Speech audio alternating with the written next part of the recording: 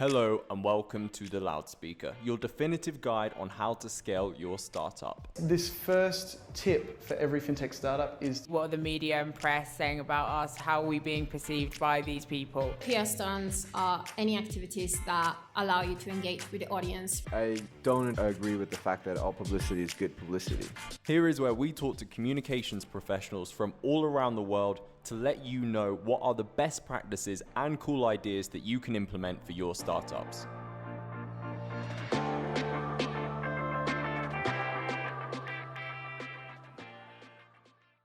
Jennifer, thank you for joining me today.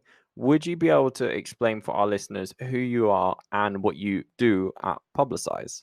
Yes, so I am Jennifer Poole. I am currently the head of client acquisition here at Publicize, which encompasses the sales and marketing department.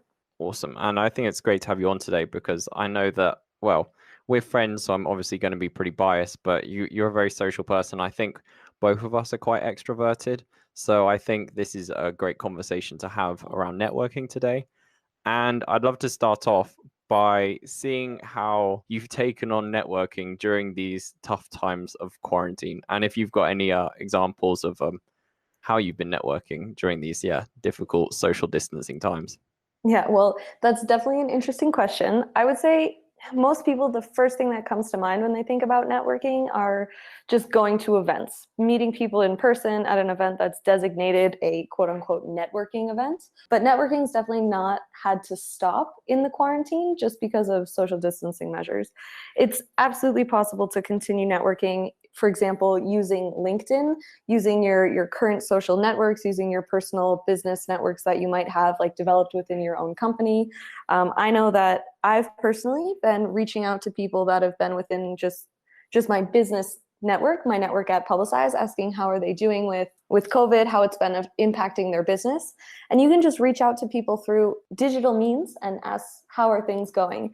A simple like, how are you, or how has this been affecting you? I hope you are well, can actually go a long way. And just maintaining those connections, doing maintenance on your network is definitely something that can be used during this time in quarantine.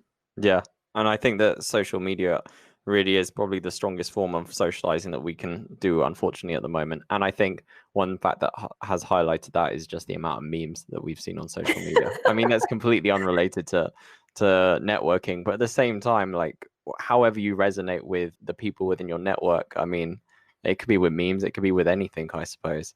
Yeah, and there's generating networks, there's maintaining networks, building networks. It's all done at different stages. And in a time of quarantine, when you can't necessarily build new networks outside, 100% you should be looking at maintaining and improving the networks you already have. Yeah, definitely. So the idea from this episode, or for this episode, initially came from an article that you featured in on the Publicize's website, which was written by Sophie Foggin. And in this article, it states, "My first sales mentor told me I was too girly," Poole recalled. "But she was so wrong. My style is to be casual, chit-chat, get to know people, ask about their family, their passions, their fears and worries. And for me, it works." For someone that doesn't work in sales and maybe doesn't know their style, what are some examples of other styles that you have seen work when it comes to sales or networking? And also, like, how can a person find their style? Good question. So to put it in perspective, like how this started, my first sales mentor told me that I was too girly. She had the absolute most opposite style of networking in sales. In this moment, we were working in a business that was very male dominated, and there was kind of a certain standard of seriousness and I want to say almost boring demeanor that happened in all these sales meetings. So maybe she was just trying to overcompensate for the fact that she was a woman within a male dominated industry, and she was just trying to be overly serious and maybe like hide her feminine angles. And I guess it worked for her. She was serious, she was very reserved, straight to the point, no chit chat. She was reliable, she was trustworthy. People knew exactly that if she walked into a room, they were going to have the conversation. It would be a great conversation, and that's it. And I guess that's who she was. She was a straight to the point person, and maybe that's what she wanted out of conversations when she spoke with other people. So there's a whole range of styles that could go from serious and straight to the point all the way through to chit chat for an hour and in the last minute go, oh yeah, why were we here? Oh yeah, okay, finish the conversation with the point right at the end. I guess a lot of it can also be reflected in what you appreciate in other people. If you reflect what you would like to also receive in a conversation, that's a way that you could kind of identify your style. If you just think, what kind of person do I want to have a conversation with? Do I want to have a conversation with someone who's serious, with someone who's funny, with someone who's relaxed, with someone who just wants to chit chat about the weather and what's going on outside? That's how you can see how many different types of styles there are. Your imagination of what you could see in other people can reflect all the opportunities that you can take for yourself. Definitely, 100%. And I think that's absolutely true, because I think at the end of the day, your true colors will always shine through no matter what. I think being genuine is the best thing you can do. And I know that's kind of hard maybe sometimes in sales, but at the same time, like you said, it's a sales tactic that does work. And obviously in networking, even more so, because networking is less about sales and more about socializing and making connections just genuinely in the things which you're interested in. If you are to run, like you do, a coffee business, or if you're to be involved in PR, these are things that we have an interest in and we genuinely do every day. So I suppose really you just need to show that side of you which is interested in this area. I suppose you'll have natural connections that way. If there are outside forces that you perceive the other person would like you better in a certain way, that's when you get thrown off. And that's maybe why a lot of people get scared about networking and they don't know how to act, is because they're putting too much importance on what the other person may be expecting or want. Yeah. And I think that's like getting back to the point of this, why my first sales mentor told me I was too girly, is she was just afraid of what other people would think, because maybe she never saw that in someone else. And so she couldn't imagine doing that within that same situation. Maybe it was just like the fear of the unknown. How does someone act when they're just totally themselves and they're very different than everyone else? How will the other people react? And in my experience, they reacted just fine. Yeah, and I suppose as well, like maybe if you come at it from the idea of there's one way of doing things and one way of doing things only, then you have this idea that there's exactly that one way of doing things, when you don't realize actually, like you said, there's different styles of doing things. And before I actually came to Publicize and back in the UK, I was in a high pressure sales job in a very large office with multiple teams. And I could see that there was so many different types of salesmen and saleswomen or salespeople. And it was interesting to see those different styles. However, the one thing that I will say, which I do really love about Publicize, is coming from that kind of environment, which is kind of like Wolf of Wall Street over there. And then coming here, it's like I can see that all the salespeople in Publicize have that kind of genuineness. Like I've seen like those kind of cutthroat salesmen, and it seems like that is not a place for people at Publicize, because the people that work in sales at Publicize, I have all got along with. I think maybe you probably see things that you like in the people that you hire, because there's this kind of like a culture and mentality, which is a really kind of like positive sales vibe. But I don't want to sound like a sycophant there. No, I mean, I think it's also about what we're selling. Like if you have someone who's just selling a product, I don't know, even maybe a luxury product, you maybe want to play at people's egos. You want to maybe feed them information that is constructed to however they want to see it. But like what we're doing, we're selling something that could fundamentally help someone's business grow. We're not just selling one item. We're selling like these large, complex strategies that if you're not genuine in the way you put it together, it just doesn't make sense. And if you present someone something that just doesn't make sense, they're never going to buy. So I guess at Publicize, another thing that we want to do is just be genuine to the core, because if people see that what we're presenting to them has value, that's the only time that they're going to buy, when it's such an important decision, like a strategy for their business. Yeah, and believing in the product as well. And that's one thing which I have definitely seen here, is that like the salespeople believe in the product. And it's true, because like I'm not even in sales, but I see like the product that we sell like from all angles, and I feel that I could sell it. I could sell it better than probably the stuff I used to sell back in the UK, because I didn't really believe in that, to be honest. Like I was literally just in the sales job because it was a sales job. I didn't really have an interest in technology or Microsoft licensing or any of that stuff, but I was just interested in the sales side of things. And that really resonated with the idea of like, you need to believe in what you're selling. And I think that when it comes to networking, that is also true, But I think if you go out there with the mentality of like, right, I want to make genuine connections, then that is almost in itself, you're already believing in what you're selling. You're believing the idea that you do want to make connections with people who are like-minded, who can give you something, but you can also give something back because it's a connection. It's not necessarily like a one-way transaction. Yeah. So that's definitely important. If you're interested in seeing how Publicize can grow your startup, sign up for a free PR assessment on our website. And for a limited time only and exclusive to the Loudspeaker listeners, we're giving subscribers a month free on a 12-month Publicize contract. To find out more, visit publicize.co/LSpromo.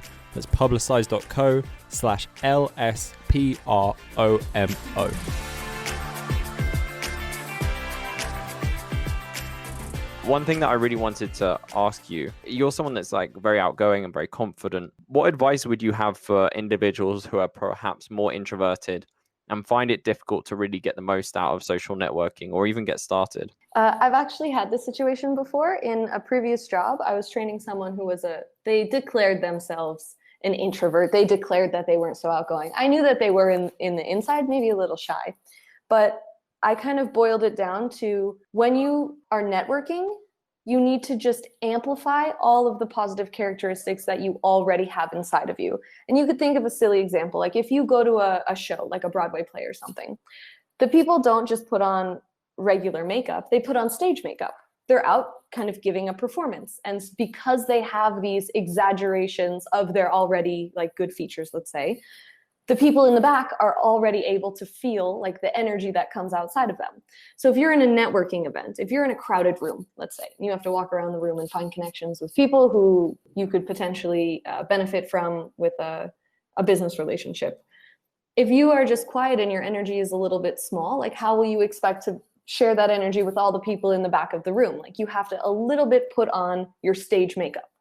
And so going into these events, if you know you have to just amplify these characteristics that you already have, and you have it in your mind, I'm going to put on my stage makeup tonight, and I'm going to not change who I am, but be just a more enhanced version of the exact person I am and what my business represents, that's a way to kind of flip the switch in your mind. If you are kind of introverted, like introversion doesn't determine that you cannot network. What are your best qualities? Do you genuinely find that it's easy to make intellectual connections with people? Can you easily connect people's needs to whatever you are offering or advice that you can give? Whatever is your positive characteristic, just amplify that. Put it as your quote unquote stage makeup and let the night run. Out of curiosity, what happened to the person that you were coaching? Did you see like a butterfly transformation of like them coming out of their shell, or do you see any positive results from that? I think so. That girl kicked butt in terms of the numbers that she brought in. So I would like to say, I think it worked. This was also in a previous job where it was a very male-dominated industry. Almost every meeting that we had was with a bunch of like old guys, basically. And so like it is kind of difficult to put yourself in your genuine personality into that different environment. And perhaps that also had a thing when someone's shy, that who they exactly are doesn't fit into that other environment. They might want to adjust themselves or like be shy or be a little bit more quiet. It's all about confidence and knowing that no one's perfect and everyone has fears going into different networking events, and even outgoing people have hesitations before they start a night or before they, go into an event or something like that. So it's just about confidence. Put on your stage makeup, realize you're not going to be perfect. No one's perfect. No one loves this all the time, and just go be the best person you can be. Yeah, and I completely agree with you. I think that I would definitely consider myself an extrovert, even though I do have introverted characteristics. I would say if one or the other, I'm definitely extrovert. And just like you said, I sometimes feel like I wouldn't say anxiety, but I definitely feel that sense of I got to socialize, that kind of pressure. And even as someone that I would consider myself as like way up there at towards the extroverted end of the spectrum, it's still a task which can seem daunting. But I would also say another way around it, and I don't necessarily want to officially suggest this, but I suppose Dutch courage is also another option. Have a few drinks. It could be an option. Or if you have awkward tendencies, it could be a very bad decision and maybe I To was just thinking that as just have a well. cup of coffee instead. That could be a better option. Yeah, I suppose that then you might go the other end of the spectrum if you drank too much, and then Yeah. it'd be like You you wanna be cannot show careful your with that. face Yeah. in those social circles again. Yeah, But yeah. yeah, I suppose maybe one or two is fine. So the article concludes that networking should be seen as a mindset rather than simply another item to check off your to-do list. And obviously, we've been speaking about like events mostly in this conversation. Like you go to an event, you meet people, you leave. It's kind of that put on your makeup, do your dance or whatever, and then you leave. But obviously, to get the most out of networking and to truly make the best connections possible, you need to have this like mentality of it's a mindset. It's not just like in and out sort of thing. What advice do you have for listeners to help them move away from seeing networking as a to-do item and more of a regular practice and life skill? I would say you have to essentially identify every opportunity you have in your life where you are with other people as a moment for networking. First of all, even if the people who you are interacting with don't immediately seem like they could be a potential like business partner or a client, you don't know who their parents are, who their brother is, who their sister's husband's brother's nephew is. You don't know when you're going to meet people who could be good connections for you. So number one, always have an open mind with every single person you meet. Don't ever make assumptions that, oh, this person is not the right person that I'm looking for.